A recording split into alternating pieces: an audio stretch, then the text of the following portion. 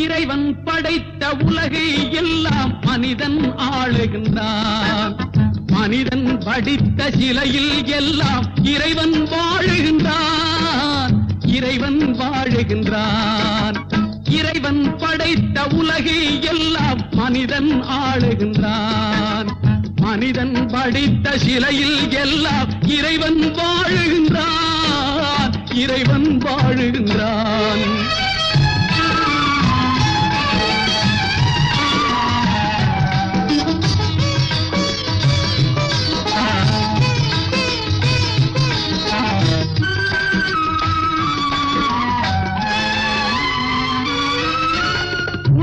சொல்வதை உதடு சொல்லாமல் உண்மை பிறப்பதில்லை.